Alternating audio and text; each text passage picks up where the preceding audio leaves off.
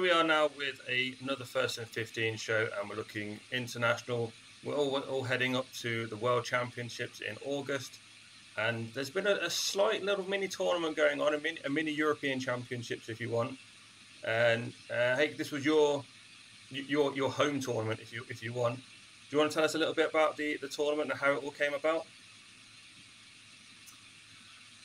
Well, the general idea was born out of the idea that American high schools here in Germany don't have a long schedule, and they meet pre-season just in order to have another game. And this idea was, German coaches learned about this idea too. And one of my former head coaches, who spent a year at the University of Alabama, saw these things going on in the United States too, and he came back with the idea to stage something like this as a preseason event for a tackle football team. There is teams in Germany who use this format as a means of a preseason preparation in order to get more hats together at one day than just one team. And so I had this idea already 2 years ago, that it will be a fine thing for the national teams to actually prepare against each other and on the level that they're all playing at, instead of kind of sneakily what we all do, send our teams to club tournaments in order to get more competition and get people reps at a high level. Then again, this is not necessarily ideal, but, exhibition games are not the norm. So we thought we can make an argument if we get more teams together at one event. And so it would pay off for everybody to invest the time and invest the money. So that was the idea then 2 years ago. And we started talking to teams when we met them at the Euros. And then, when Austria and Switzerland went in first, and then France joined too, and I think we all had a good time. It was really a great thing. So obviously you mentioned the tournament side, going to the different international tournaments we've got, and you often see sometimes under a completely different name, sometimes they go under the proper names, but going to different tournaments as a national team. I mean, Michael, if we put this one to you, I mean, when you look at how many of these national tournaments do you actually go to, and I mean, is it a lot? Obviously, you're playing against teams that are some of them are there just for the fun. Is it sometimes difficult as like a national team coach to kind of go, look, you want to play this team for fun, but let's beat them because it's a practice session? Yeah, actually, that's the point of the whole thing. I mean, we could go into tournaments incognito or as a national team because, yeah, as you said, with all these teams playing for fun out there, there's not much of a competitive side for us. So we want to get better and use our time because we don't have always so much time. So we haven't been at tournaments for at least since COVID. So we've always played offense against defense units, and obviously that's boring with time. And so I was very thankful when Florian and Hake contacted me for this idea, because I had the same idea for some years now, playing friendlies like in other sports, to just give up my players something else to see and someone to compete against. And I think how this whole thing worked out, it's great. I mean, the whole weekend was really a great experience from all parts. I think for all teams, and I'm happy Germany put it together. Well, same question to you. When you're looking at the tournaments that, for example, King Bowl, Big Bowl, and things like that, do you see much of a national team sort of training session for those ones? Do you think it's a good idea, or would you rather focus on normal practice sessions and tournaments like this? I think if there's a choice between the two. Obviously, the continuous high level of competition that you get over the course of those 2 days by just playing against national teams, and also getting, I think, a feeling for what it means to compete at that level, is obviously something that you can't replicate with other club tournaments. And although we have taken part in the last few years in some of those club bowls, for example, the big bowl in Bath as well, it doesn't quite always reflect, at least on a consistent basis, the level of competition that you're going to face. And I think that's where I can just piggyback on what everybody else has said so far, where it's just a great experience to be able to really, take part in that for those 2 days. I think I would like to add one thing. Michael has the right argument. There's not necessarily the amount of competition going to international club tournaments. We had this discussion internally too. The thing for us is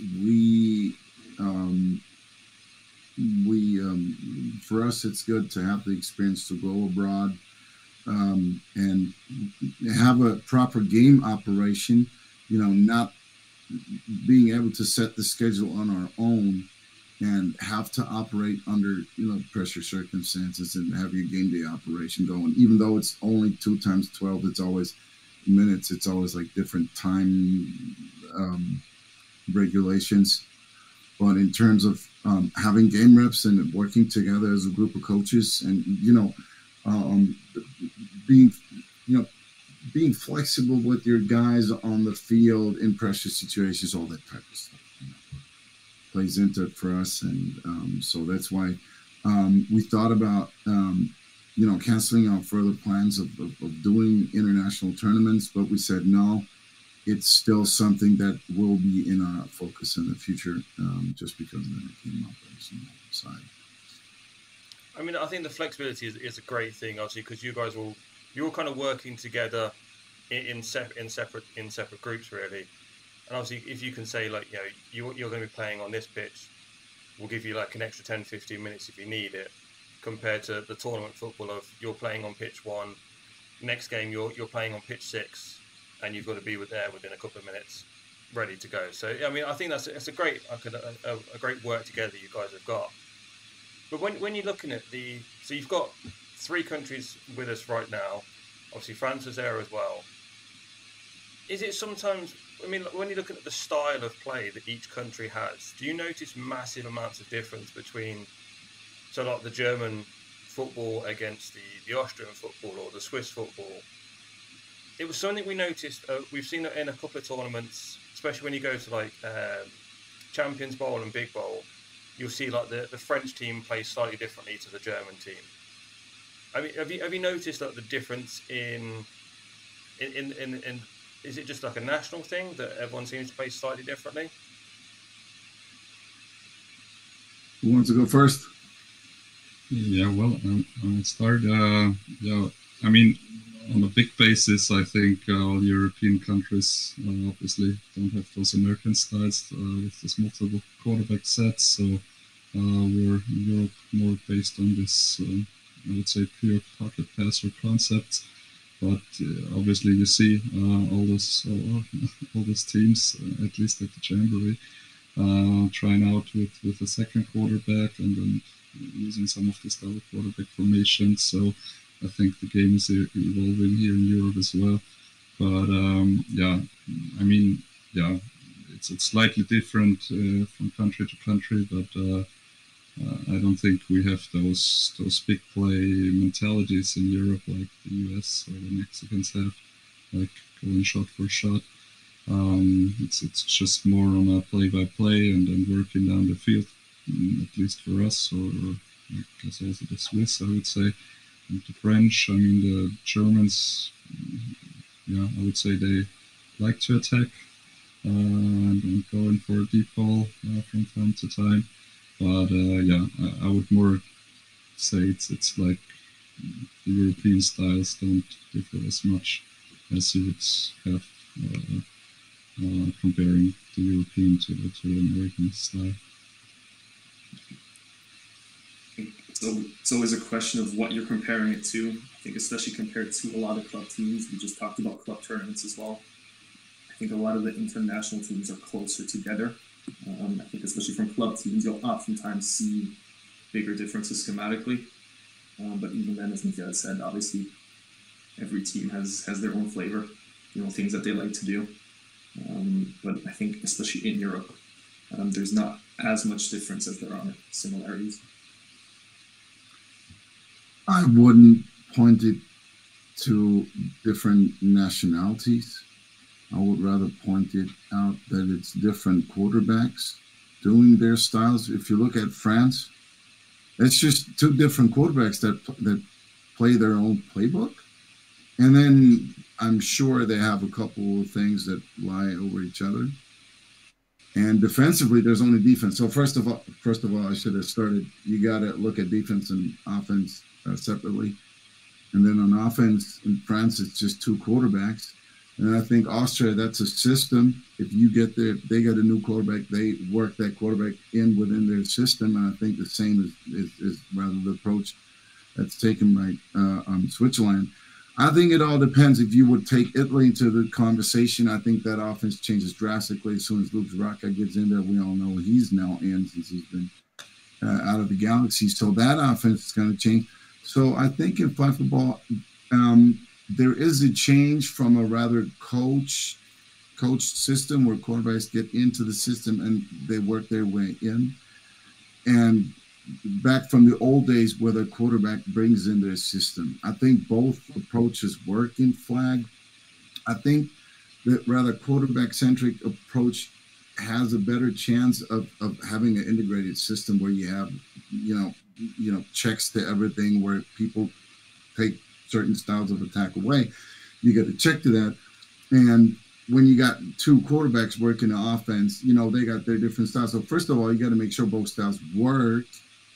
And then that one receiver might not work with the other quarterback. And then maybe both quarterbacks work differently against the blitz. Maybe they're scrambled differently. And so you got to make everything work. And I think for France, it's really interesting, and it's so tough to defend because it's two very efficient but very different from each other quarterbacks. So I really think that's the challenge for DCs, and I think France is going to be very, very strong. They're going to go and make a deep run at the World. I'm really sure. But I think a coached system where the quarterback gets into the system has a better chance of nurturing a whole thing, nurturing more quarterbacks within the system. But that is a change as teams professionalize themselves. And if you look at Spain, that's going to be interesting. I think their offense is going to change drastically with their quarterback. With the Düsseldorf Panther now, they have the best Spanish quarterback there is right now. As to our information, he's going to play. That offense is going to look very different. They're not going to rely on Yak that much because they have a better downfield passer now. But they're still going to use them in Yak scenarios and Wildcat scenarios, of course. But see, the quarterback comes in, everything changes. I think Spain is going to take the approach that they take the best stuff from what they used to do regarding Wildcat and Razzle Dazzle in the backfield, and then put Terry in there and give him a couple drop back plays. They're not going to forget where they're coming from. So I would say Spain is going to have a good mix too. But see, it's all coming from the quarterback. So it's and then again, as the Wildcat, the deep shot thing that the Americans brought in when it all started, 2012. I think also Europe is basing on their quarterback talent that they have at their hands, moving that direction. They see that it works, and as soon as they get a guy on their hand that is not just a quarterback throwing, but who can also be a receiver, a formidable receiver on the world stage, because you got to have that with the 12-man roster, okay? You can't afford a quarterback who's just a backup quarterback, who's just a Wildcat quarterback. You can't have that. So you need to find an athlete, okay? And you need to find that athlete who can make it work with the other quarterback together. And so that takes time. So I think the European nations are catching up, but it's all based on talent. I might add to that, as you said, we're catching up. I guess it's the time. Time is the value of the thing, because on the club side, as we talked before, you will train like 2 times a week, maybe more, but on a continuously basis. On the national team, you have some camps, and you don't have so much time to work out the systems or bring in new systems or new style of plays overnight. So I guess you can, the club teams can change it rather quickly, but on a national team basis, I think it takes just more time. I mean, you mentioned there like you need to find the athlete. And it's a question that we've asked a lot of people, and we've always got a different answer in this one. If you had to have somebody who was more of an athlete compared to having the football mind, which one would you rather go for down that path? I mean, you can obviously they're going to have like the football in mind slightly, but be more athletic. Would you rather have somebody who's played the sport for quite a while but not as athletic, or would you rather have the younger player who comes in, absolutely amazing athlete, but hasn't had like the massive amount of experience? I mean, which one would you go for if you had to choose? If you had to go down one route? Always depends, I guess, how strongly those attributes actually end up presenting themselves. But I guess if it was completely even on both sides, to me, flag football in its essence is an isolation game, or at least can be turned into that. And I think to that degree, I would go with the athletes. That's a personal preference. Might not be the view that everyone shares. But again, it's a very overgeneralized and oversimplified answer. Yeah, I would think so too. I mean, if you asked me like 3 years ago, I maybe would have given another answer. But I would also now take the athlete, because, as Ian said, you gotta have those athletes on the team to compete on the biggest stage. It's as simple as that, I guess. I have a hard time answering this. I really do. It's about what do you say, Ian? How the preferences present themselves. And the thing is, if we got to talk about a smart athlete and another athlete that's just more athletic, right?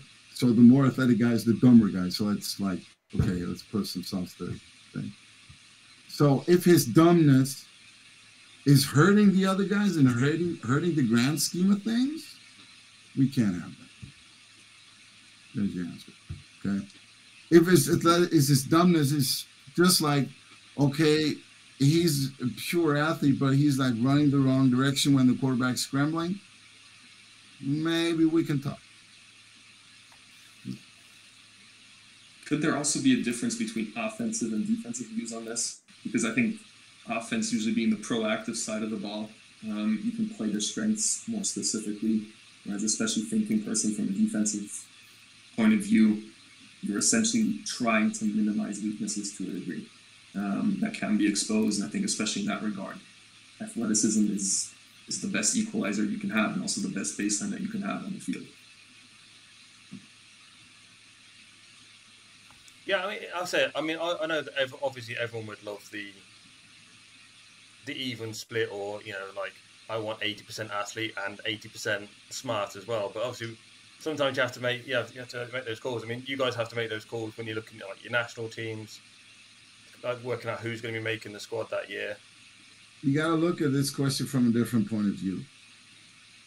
We want versatile players. We are all forced to pick versatile players, okay? And versatile players have a very high percentage of being smart because they can play more positions and they see more scenarios.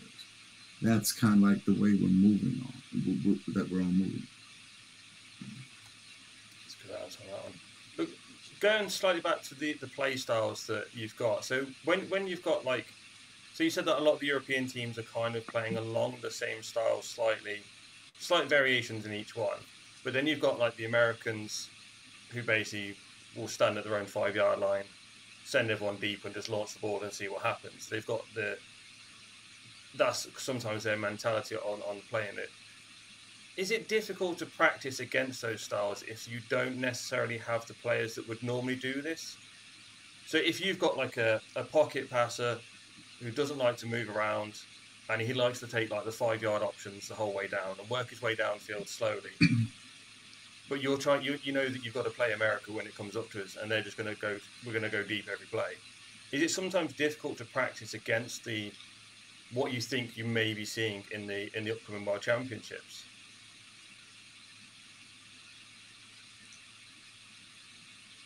Yeah.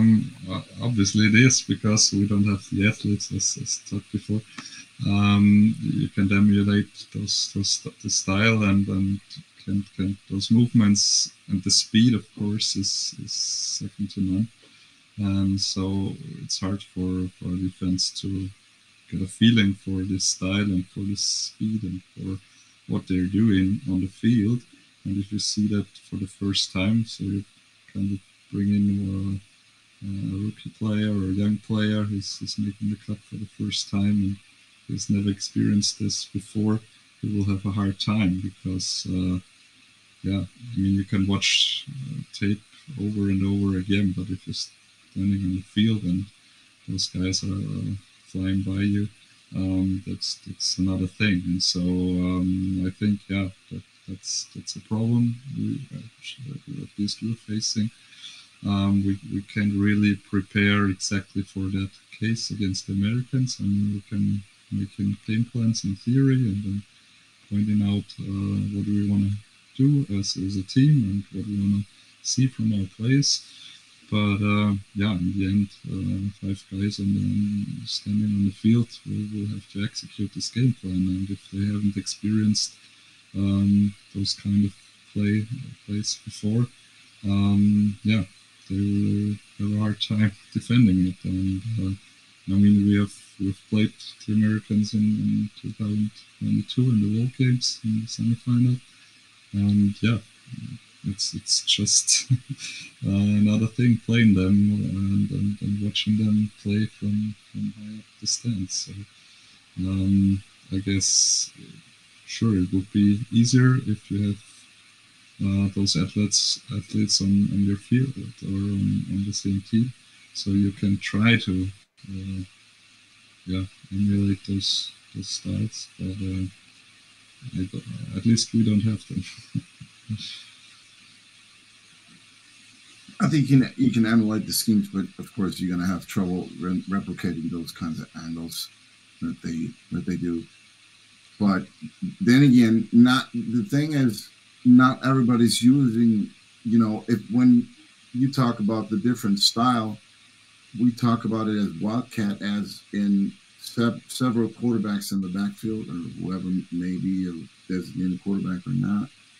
But I think that you can't replicate the angles, but the field is not that wide. So if you say you move back with three quarterbacks, the angles that you can replicate are not that crazy different from each other, because the field's only 25 yards wide. So if you do crazy stuff with 3 quarterbacks, that's a scenario I think we can all rep. But if it gets to guys like Hoosh in the backfield, and then they're only back there with Hoosh and the other guy, John Brown, then that's going to be tough. But that's only going to be the United States and Mexico to some extent. Mexico, when you look at the tape from last year's Americas, they didn't have such a strong squad they had at the World Games, and I think especially at Jerusalem. At Jerusalem, they were the strongest. They had kind of a drop off after Jerusalem, when they lost to the United States, and then years after that, Balderramos, they had only 1 quarterback with them in Birmingham. They didn't have 2 quarterbacks with them, and So I think they were beatable those years, and Italy made it to the final. They did. So I think Mexico that only goes even to some extent for Mexico, and everybody else is starting doing it, and everybody else that is starting doing it. Like you see Panama doing it to some extent, but it's not the same kind of athletes that the United States use, and schematically it's not as crazy. I mean, just tossing the Wildcat style of plays of things into the arena doesn't mean you're smart about it, or it doesn't mean you use the athletes the right way. That doesn't mean you make the catches. Doesn't mean you see the guys. You got to rep that stuff. So I think it's a thing that we're all catching up to also defensively, and I think the United States are still out there, but that's the only elephant in the room here. And everybody else is kind of like, yeah, we see you. We work with you. So with the World Champions obviously coming up, you've been preparing for this one. Apart from this tournament, how's your preparation going? Because obviously, like you've already said, if you're a club team, you can practice once, twice a week quite easily. Most of you live fairly local. Obviously, once you start going international training, or national team training at least, you've got to kind of bring players in from all around the country, some maybe abroad. You may have a couple of players that you kind of like, they might be in different countries right now. I mean, how hard has it been just bringing everyone together for however many training sessions you actually managed to squeeze in before the World Championships? And I mean, are you increasing your training sessions as well now?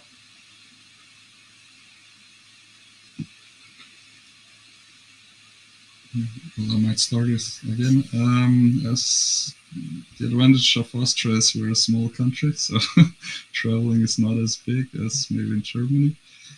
So we don't really have problems getting our guys together, because also we are kind of more Eastern Austria focused, or most of the guys come from Eastern Austria.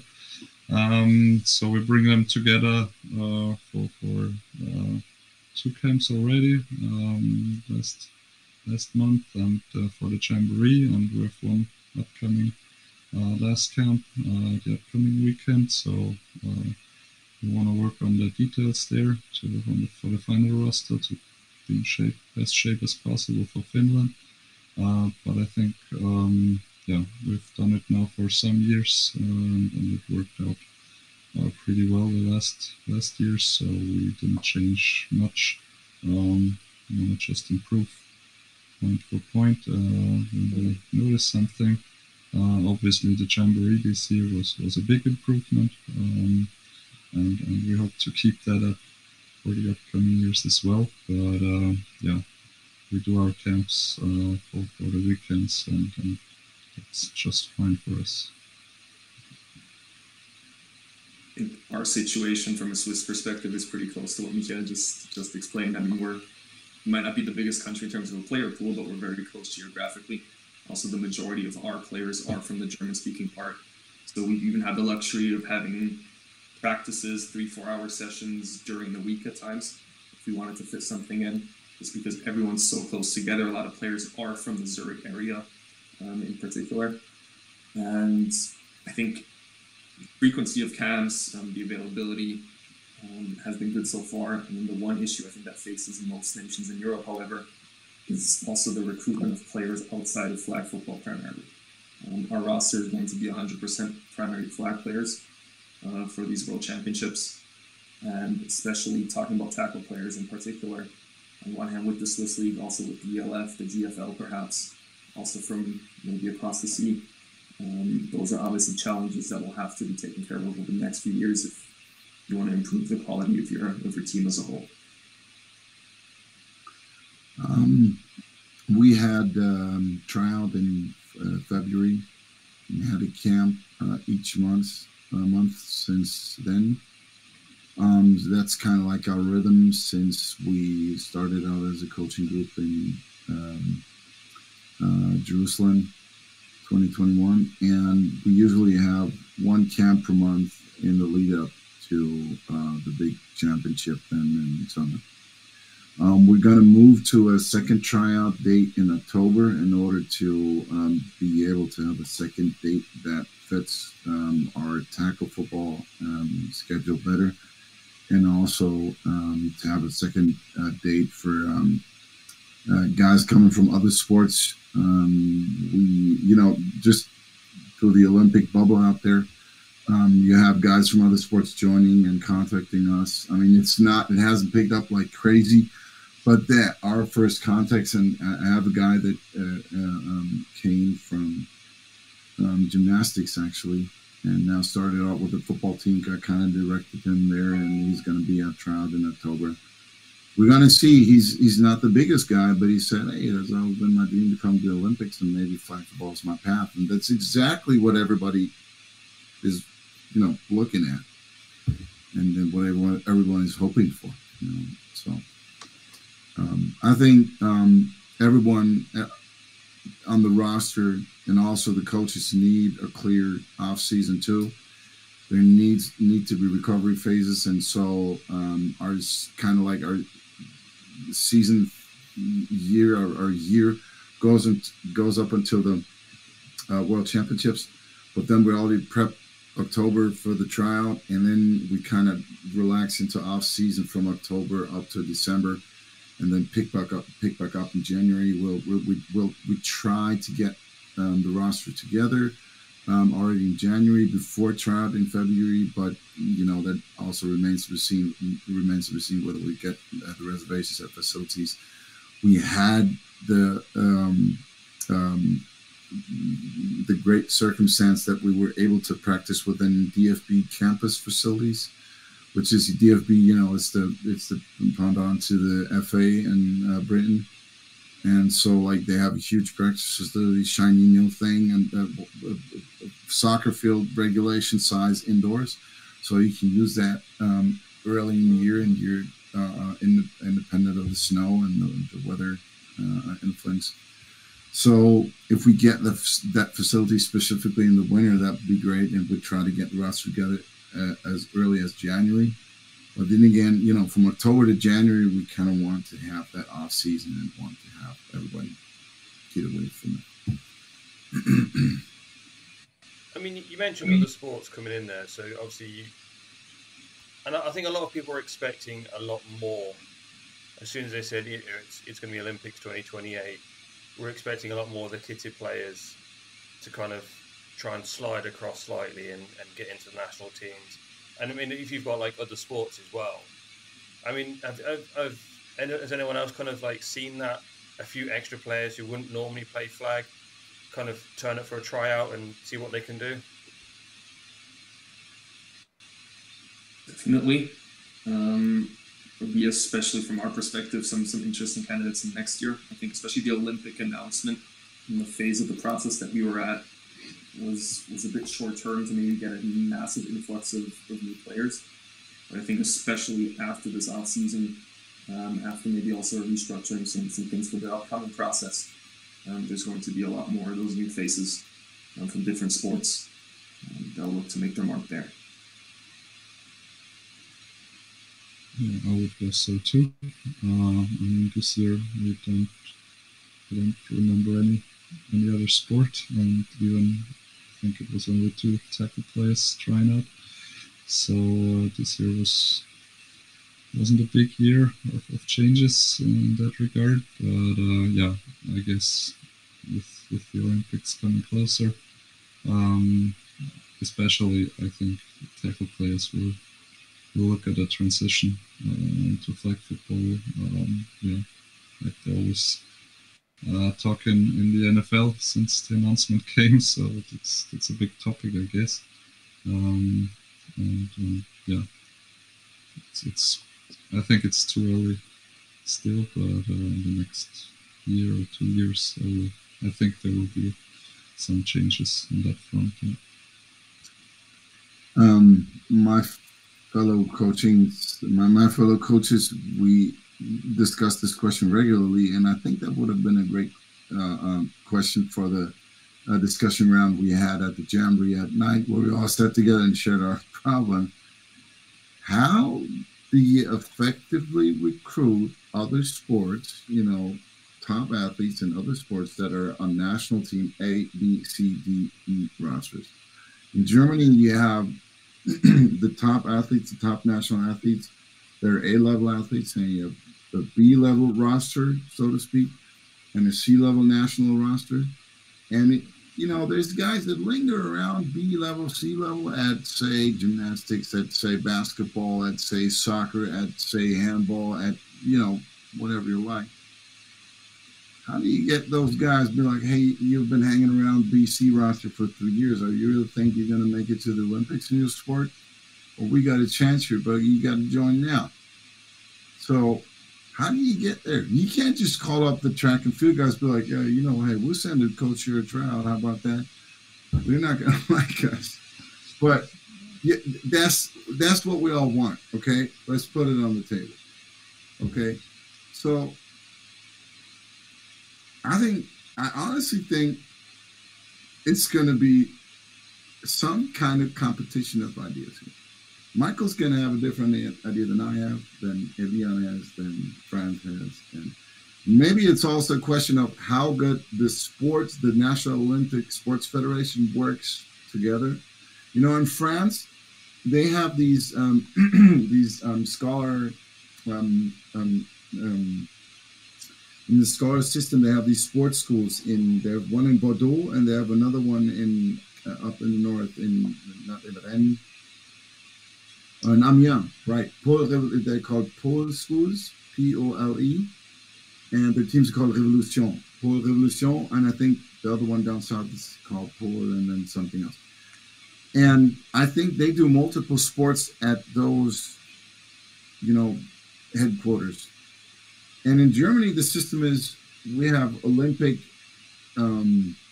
branches, Stützpunkt. How do you say Stützpunkt in English, Michael?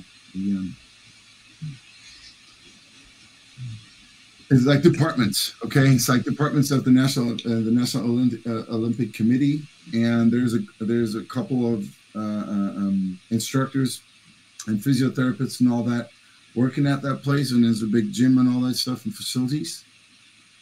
But the thing is, there's nobody who knows football, so we'll be able to use those facilities for physiological treatment. If our players need a physio, they can go there 5 days a week. Ka-ching. But that's not helping us on the football side of things. Okay? So, and I don't see that we can walk up to Olympia Stuttgart and be like, how do we get the BMC athletes? I really, we got to come up with creative ideas. And it's going to be about that networking side within our National Olympic Federations, whether they are able to link us up. I mean, the Austrians have this this awesome system with their Bundesheer. They can easily get athletes, and you have your first Bundesheer athlete now, right? Yeah.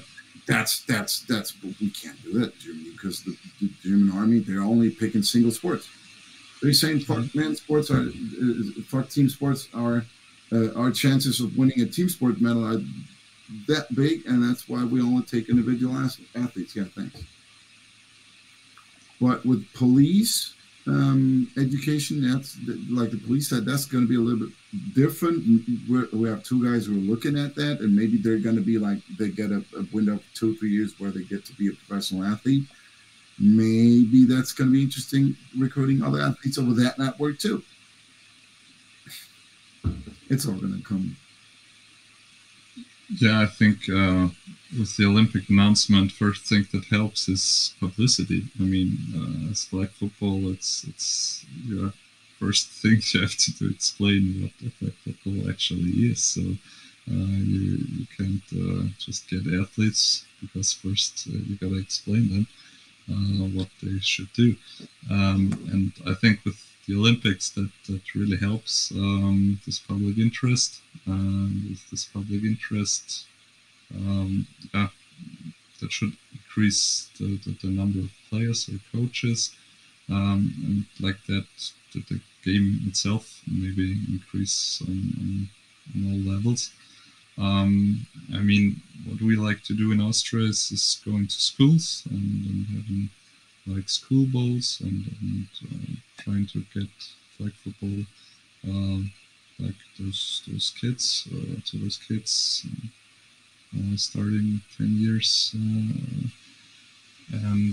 Yeah, I think the kids mostly really like it, and yeah, that's one point of approach, I guess. But as you said, yeah, you gotta be creative to get those other sports or to knock out other sports, because all those kids, if a kid is good at sports, it might not choose to go to flag football.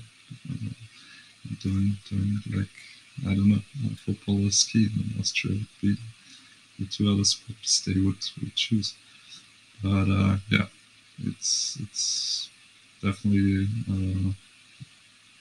some things we have to work on to get athletes and good players to our sport. Yeah. I think there's also two different paths that you can't forget one of. The first one is, especially looking at the Olympics, you need developed athletes in a short period of time. And that's obviously comes with the difficulties that Hauke pointed out beforehand, but at the same time, you can't forget the long-term goal as well, because there's still a life for flag football after 2028. And especially the recruitment at younger ages is something that can't be, I guess, put to the side just to hang everything on getting older, developed guys in the prime. I mean, looking at the GB setup, obviously we've had a GB men's and women's team for quite a while, and now recently they've brought in. I mean, we've had it before, but I think it's been kind of brought back in recently. It's like an under-15s or an under-18s team, and I think that's what you're kind of looking at now. You need to start bringing in those. You need to start looking at the under-15s, under-18s, not just to go. I mean, like, you know, you could have the best national team going into this World Championships. You've got another 4 years to go before the Olympics. How many of your players are still going to be playing? How many still going to be playing? But how many also going to be playing at a top national level or international level? So that's when you kind of look at, like, your current senior team, men's or women's, has got to kind of work with your under-15s and your under-18s. So, I mean, if you've got the same coaches, you might be able to start and install the playbook early on and work the way through, so when they come into it. I mean, are you guys working a lot more with your junior systems now than you were before? Or is it kind of, have you always been fairly youth-based as well? I think for Germany, we're missing a part here. And I want to say this very clear. We have, IFAF has not yet facilitated U21 competition. And I think that's the missing piece here. It does not help us if we have U17 flag football national team players, and then they're dropping out of the top competition event. Then we don't have a top competition event for 21-year-olds. That's just, I mean, I just, you know, my 5 cents. I would rather spare the U15 competition. I'd rather have the U21 competition, because that's gonna help us more in regards to the Olympics. And I don't see why IFAF is not pressing this issue more. Everything we hear is the interest is not yet there. Yeah, well then come on, then do it with 10 teams. You're gonna find 10 nations that are willing to do it. You don't have to, like, slap everybody in the wrist who doesn't have the funds to do it now. Just start out with it. Maybe I don't know. Maybe it's also just a personnel issue. I mean, it's not easy to find nations who are willing to host such a big event. Then you would have to look for one more host and also a couple more IFAF personnel.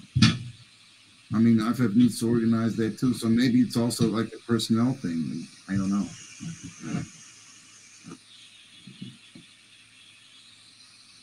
And there's ways that, from a Swiss perspective, we're trying to also bridge that age gap from the guys who are going to turn 17, not going to be eligible for the U17s anymore, and keep them maybe as part of the flag football world. Again, perhaps having guys be part of a practice squad, run scout team or whatever in a certain way, but those aren't ideal solutions. I mean, ideally you want your guys to compete from a young age through different age groups.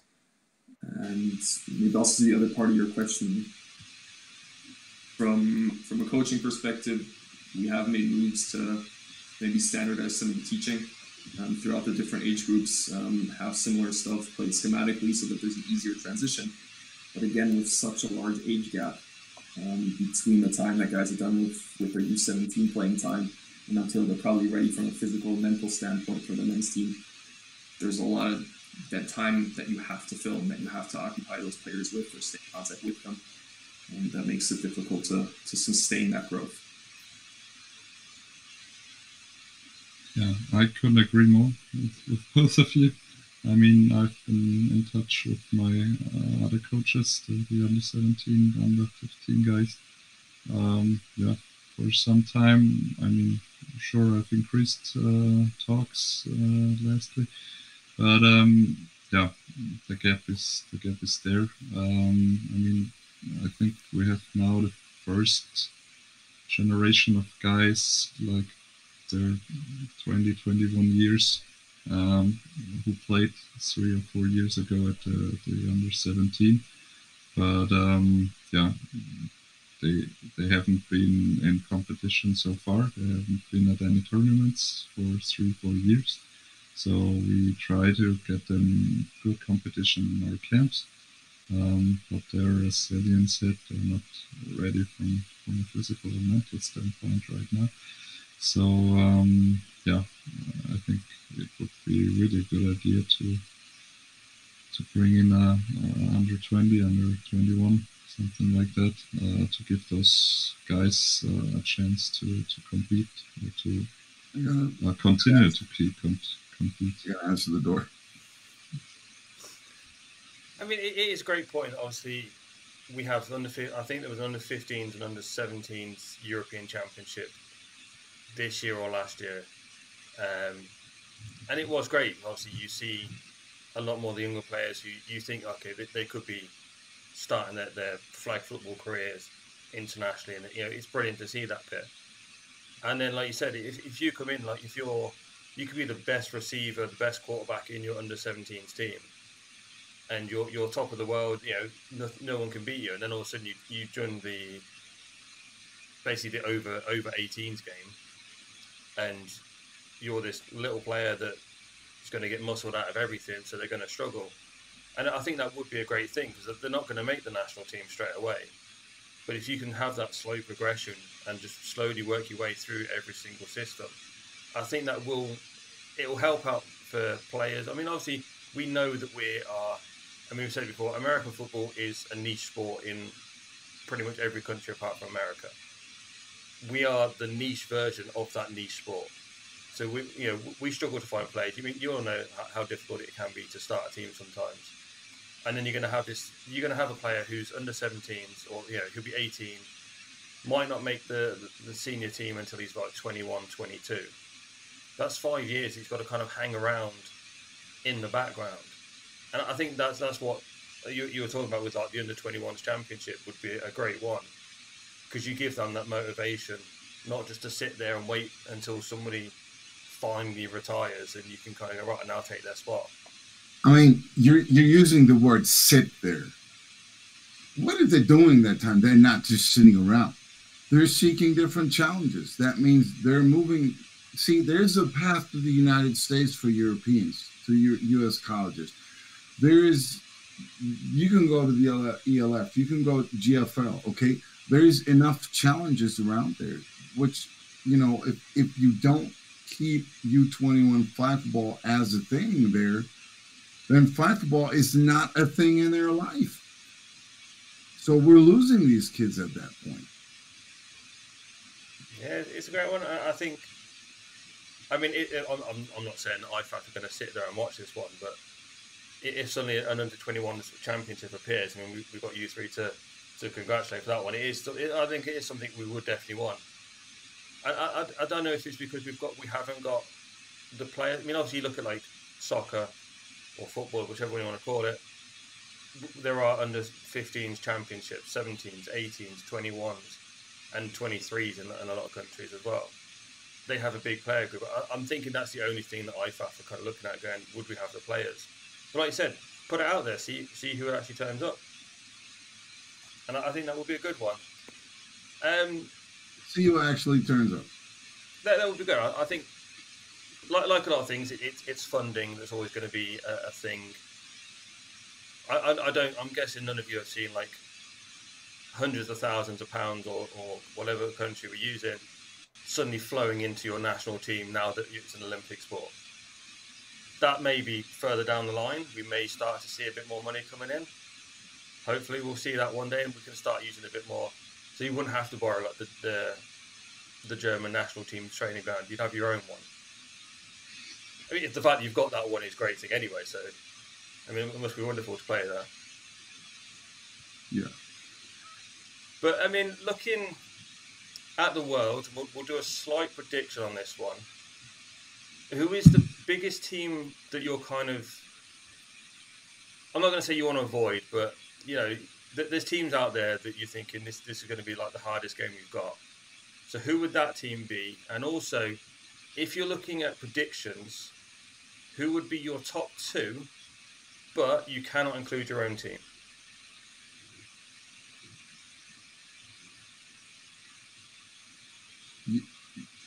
Okay, the top two, we're going to make it to the top two, and the team we want to avoid. Yeah. Top two, but you can't include your own team.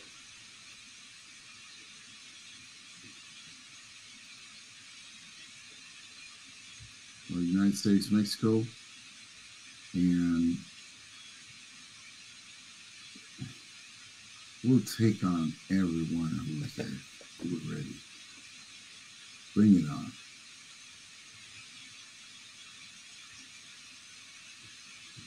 Yeah, I would agree. You say Mexico probably the two strongest on paper, at least. And yeah, I mean you gotta play and beat everybody. We want to go far. We want to go into the medal games. So yeah, there's no one I'm afraid of. But sure, I don't have to play Team USA in the last 16. If I could avoid that, that would be nice. But yeah, at any point you really gotta beat them. So we'll prepare, we'll play them, and yeah, we'll give it our best shot. I guess nobody wants to play the US too early in the tournament, I'm guessing. They're the favorites for a reason. Apart from that, Mexico, a lot of strong European nations coming up. I think Italy's roster looks really strong that they sent out. France, yeah, I think is going to be a really strong team. Like Hauke mentioned in the beginning, I think Michael and Hauke, their teams have been, I think, powerhouses of German, or say, how do you put it, European flag football for quite a few years. Apart from that, yeah, I think one of the biggest takeaways for us, maybe also just to bring it back to the Jamboree from a Swiss perspective, was seeing that even though there were a lot of positives and negatives, that there were, I think, pretty much in every game that we were able to hang in certain phases of it. And I think that was a massive boost for us, and I think something that lets us go into that tournament with high expectations and ready to take, yeah, I'd say pretty much every team on. Yeah, I mean, you mentioned flag football. You've got everyone's kind of looking at USA, Mexico, and that's your big ones. But I mean, so going slightly different on this question, then, if there's any team that you don't think will be top two, top three sort of thing, but they may come in as a bit of a surprise for a few people. They may take out they may take a few big names out, even in group games. Or France. They're good. They're solid. They always had athletes. Now they have the system. The DC Said, he's doing smart things. They're going to knock people in the face. They will. Yeah. I also like France. I think they were kind of underachievers in the last years. Yes. But they have a really strong squad, player-wise. They're a good coach team. And I think it might be just this year they're going deep. But yeah, it's another team I might not want to face in the best 16. But yeah. they might surprise with one or another. I mean, the thing is, if you look at over the pond to South America or to Asia, I think New Zealand has shown interesting style of play, and Thailand also. I think Thailand has massively improved their game if you look at the tape in comparison to Jerusalem 21. And it's very, very sad to see that they're not coming to the Worlds now due to lack of funding. But then if you look at South America, it's always a little bit of toss-up. You hear that Bob Iacarino is kind of doing his thing with the Brazilians, so maybe he's helping them a lot. And there's NFL players coming out of Brazil too, so we'll see about them. And then Panama is always, strong as pretty much an American colony that is.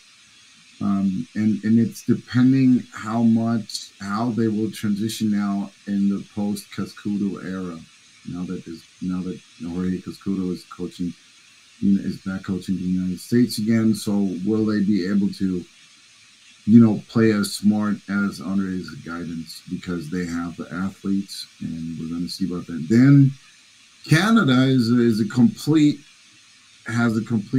surprise element in them, because if they elect to, we heard they wanted to bring a all country selection team. Now the newest news that's out there that they put out there, it's a club team again. So you don't know. Maybe they're very capable. Canada's got the athletes, but it's only a population of 30 million. So chances that there's always the chance that Canada's got a very strong team. If they got only 1-2 strong athletes, and if you got them in check, you got the whole team in check, or if they come in just with the recreational team, which was the case in 2018. If you looked at that tape, that wasn't any good. So it's hard to predict, as anybody that you don't have solid intel on or solid tape.